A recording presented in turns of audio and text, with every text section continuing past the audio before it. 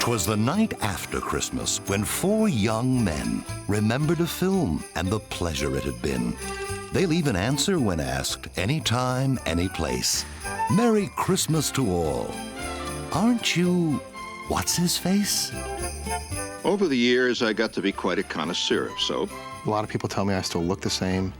When they hear my name, it's one of the first things out of their mouth, but it's not something that I really grow tired of talking about because it's something that has affected people in a really, really positive way. A lot of people won't leave me alone. It's a pain in the butt. That's not true. Oh, yeah? Yeah! Well, I double dog dare ya! Every room I've ever walked in is either as an actor for an audition or on the set of something or even as a producer or director, people do tend to recognize me like, oh, I love that movie. Oh, my family and I, we watch that every holiday season, you know. So it's definitely, you know, a conversation starter, an icebreaker. You're full of it! It's a blessing, you know, that 20 years later, my face really hasn't changed that much, and, you know, my body hasn't changed that much so that people go, nah, you know. I mean, I've had people ask me, aren't you that kid? And I go, yeah. No, you're not. And then they'll walk away. Scut Farcus. Sometimes during the Christmas season, if I'm in a gathering of people, I will see their eyes kind of click, click, click. Oh, Yahtzee! And they'll figure out that I'm the bully from A Christmas Story. And usually their response is they're just overjoyed to come over and give me a hug. It's great because they've watched the movie 200,000 times in their living rooms with their families during Christmas season when everybody's looking at each other, I love you, Billy. You know, that type of thing. And so they're kind of sharing that expression of joy with me. And they usually regale me with pieces of the movie. They start quoting all the lines from the film. They start telling me that I had yellow eyes in the movie. He had yellow eyes, so help me God, yellow eyes. Which I did not. Usually they whip out a cell phone and have me call most of their family, which is hilarious. You're like, oh, Judy, you won't believe it. No. Okay, wait. Remember the bully from A Christmas Story? Yeah. He's right here. No, I'm not lying. Okay, say hi to my wife. You know, and it's great because I'm like, hello, Judy. Hi, how are you? How's Christmas treating you? So what'd you get? You know, I end up being like, well, great. Well, if I'm in town next time, I have to give you, yeah, I'd love to go out to IHOP. That would be great. Let's go grab a Grand Slam. That sounds super.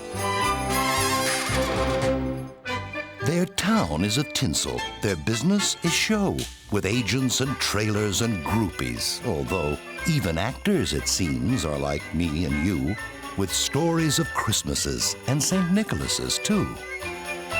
Christmas was on its way. Lovely, glorious, beautiful Christmas. Christmas was always the day in the Billingsley family. There was 5 kids. Myself and my brother both worked as actors. I was gone a lot of the time, but the one time that my mom put her foot down that we all had to be there was Christmas. So it was really one chance for the whole family to spend a good 3 or 4, 5 days together. And it was, we would do Christmas Eve dinner. So we didn't do the Christmas night dinner, and we would have lamb Christmas Eve. And then my mom demanded that we all sat in front of the fire. We'd read Christmas carols. Then those that wanted to go to church would go to church, and then everyone would meet back at the fireplace at midnight and read 'Twas the Night Before Christmas. Brandy, come on! Get up, Brandy! And then just like in A Christmas Story, you know, we were up as kids at the crack of dawn, tearing through the stockings, opening up gifts, and Mom and Dad are coming down, you know, rubbing the eyes. I had the exact Christmas dinner that they have in the film. We are going out to eat.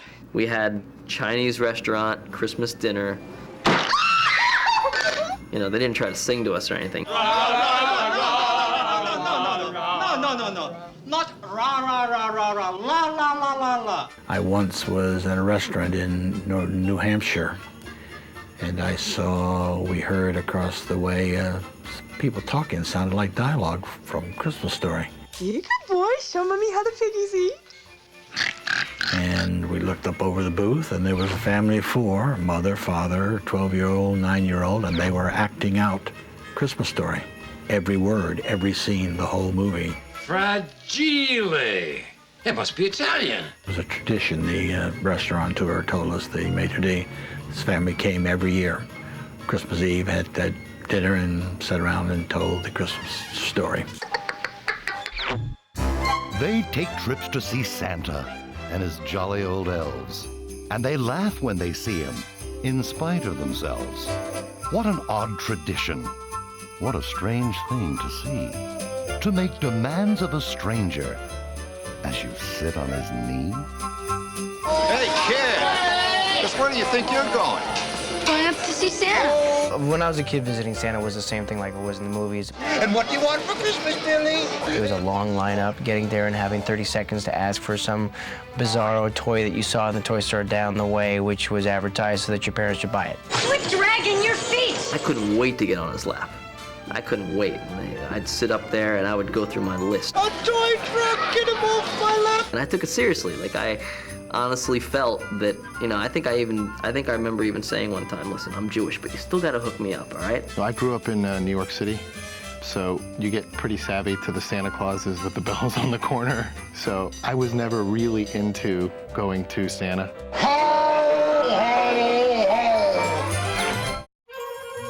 The set had the fanciest window displays, Red Ryder and Santa and miniature sleighs. They hoped that their wandering eyes wouldn't wake.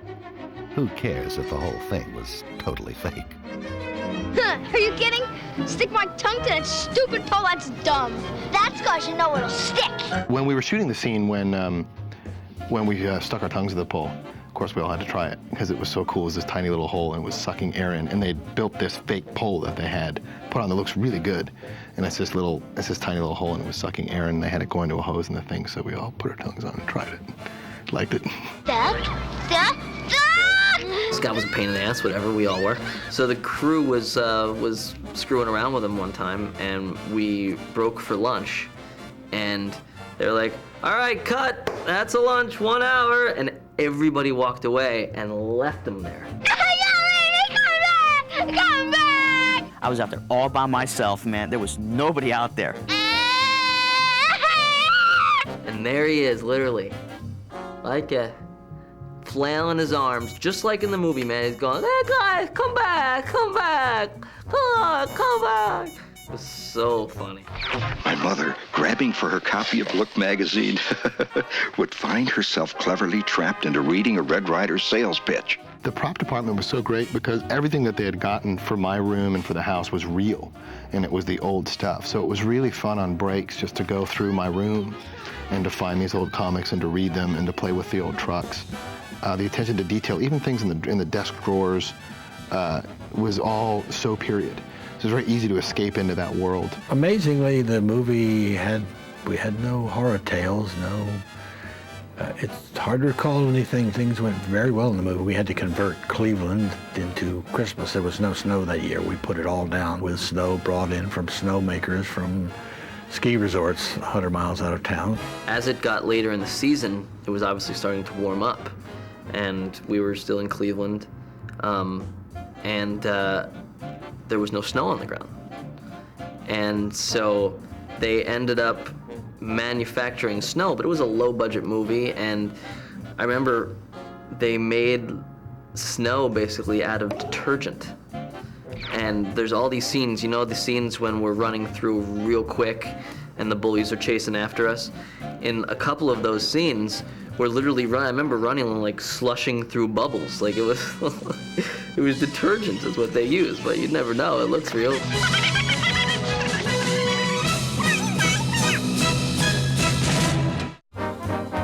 The children had trouble reciting their lines, while visions of fishnets danced in their minds. A pivotal prop had each actor's attention, their 8-year-old thoughts too scandalous to mention. Would you look at that? Oh man, I love the leg lamp. That thing was sexy as hell, huh? I loved it. We were pretty excited when we saw the leg, and if I recall, Bob didn't let us see it until we were rolling on that. So it was kept in the box, and then when he shot that scene, it was a pretty real reaction on my part when I go up the leg and start looking at it. But we all liked it. We were all asking, who's going to get the leg? You know, maybe we can get the leg when it's, you know, when it's all said and done. Isn't that glorious? It's indescribably beautiful. Someone out there should buy me a leg lamp just because it's cool, and I want one for Christmas, please. No, I never had one, but I thought it was a really absurdly sexy gift for somebody to get. Back in the hotel, the kids caused such a clatter. They'd pull off a prank and then simply scatter. For what is a child to do without toys? Nothing too wicked. But boys will be boys. Kids got along famously, and they were good friends. Yeah, you take any 4 kids around that age and you put them in a hotel, and you let them stay for a couple months, and they're shooting nights. We had a great time. We had a blast working together. We were stuck in the hotel, so we had to come up with things to entertain ourselves. So there were nights me and Peter would like open up the window and, you know, do the water balloon thing. There were water devices that were propelling themselves off our hotel balcony at times in the winter. Some wet toilet tissue that was going off of a couple buses, I think, every now and then. Holy smokes! I remember working with Peter he was staying at a hotel because I was from Toronto, and he was throwing water balloons out of the 14th story room onto people passing by. And I smacked him in the back of the head and bounced his forehead off the window. Oh. Fudge. I think one night, I ordered like $200, $300 worth of food for Darren McGavin, and, you know, I think I did it to Bob once. There were some people that got some wake-up calls. A couple people got some room service, I think, on that trip. Some people got some housekeeping early in the morning. Shut up, Ralphie! We'd run up and down the hallways, and we'd know where the other people were staying, and we'd knock on their door and go, housekeeping, housekeeping, and then we'd run away. Scott was definitely like the leader of us all.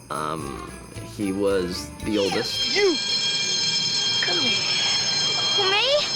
And at least talked a big game, was like more experienced in every way.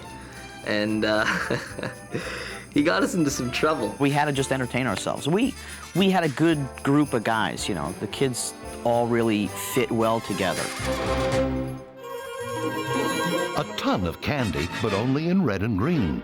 A part in a movie that's actually seen. A 3-picture deal, a ranch in Vermont. For Christmas, what more could an actor possibly want? Ralphie, what would you like for Christmas?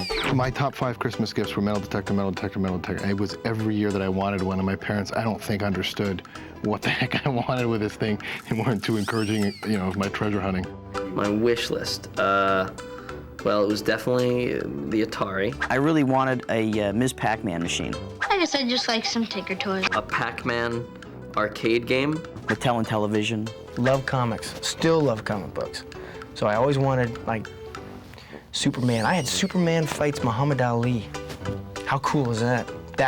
I want that for this Christmas. The original, in plastic, and backed and put on a frame. That would be nice. By late Christmas morning, the list had been looted. A pile of presents with batteries included. Though to a Red Ryder rifle, few gifts can compare. The tree often held a surprise under there. Did you have a nice Christmas? Yeah, pretty nice. Yeah, did you get everything you wanted? Best present I ever got would definitely be my drum set. I think I got a bicycle once. I wanted a puppy. I got a puppy. Actually, one time I got a poodle, a miniature poodle puppy. And because I was a big fan of Peter Pan, and I thought, because Peter Pan had red hair and I have red hair, I thought that Peter Pan's sidekick was Tinkerbell. So I should name my puppy Tinkerbell, which is not real macho. A lump of pure coal, a bowl full of jelly. And what's in my stocking? Socks from New Delhi? A gift horse is not to be looked in the mouth, not never. But sometimes it must be said, worst present ever. Me to you. Thanks a lot. The worst Christmas gift I ever got was underwear and socks. Big, beautiful red stocking, and you put your hand in, and it looks nice, you know, because they bulk up nice, so you unwrap the gift, and underwear and socks. Well, there was the cast iron fruit cake that we got from a distant aunt every year, but then that's everybody's story. That one's, we actually used it to repair the house, but we didn't attempt to eat it. This woman was staying in the house I lived in, in Toronto, my mom would bring in boarders every once in a while to help pay the rent. Because my mom's got no money. I'm working as hard as I can on commercials and stuff. I'm paying the rent. We go to the Sears or whatever it was. She has me pick out a sweater and I pay for it. She wraps it up and gives it to me for Christmas. That sucks. So then the one other present I get is this little box. I'm like, yeah, I get some other present. This is great. And I open it up and it's from that lady staying with us and it's a tulip bulb. What do you do with a tulip bulb? Ooh. He was dressed all in fur from his head to his toes. If you look really close, his embarrassment shows. There's no poorer answer to, what should I wear? A writer's reminiscence, yes, but an actor's nightmare. Ralph, go upstairs and try it on. I don't want to. Go upstairs right now and try on that present. I don't remember Peter Billingsley giving me a hard time about the bunny suit. I wouldn't believe it if they said he did, because Peter was a total professional. He knew how funny that was going to be. I think he probably was quite ecstatic with the possibilities of it. Immediately, my feet began to sweat as those two fluffy little bunnies with the blue button eyes stared sappily up at me. The bunny suit, again, was definitely not acting. It was quite uncomfortable to put that on in front of the crew. As a 13-year-old guy, you know, that was a little bit rough. It was hot. It was nasty. Ooh, you look like a pink nightmare. Are you happy wearing that? But I do still have it. It's tucked away in my mom's attic somewhere. A classic, they called it. By busloads they came, and they whistled and shouted and loved every frame. It made up for the time they each heard Santa shout, "Merry Christmas to all! You'll shoot your eye out." I think Christmas Story celebrating its 20th anniversary is amazing, considering that it was a fluke. One, I was a little kid. I had no idea of any sort of oversight of what it was going to be, and nobody did. And then it just caught on, and it's astounding. I'm sure it's just the way people looked at It's a Wonderful Life, and then, 40 years later, it's still playing. It's not something you can expect. It's kind of like a movie version of winning the lottery. I didn't expect the depth of feeling that so many millions of people generate. It just does catch sort of the quintessential Christmas adventure that so many families lived. So incredible to be a part of a film that has stood the test of time like this film. And to be celebrated on its 20th is just awesome.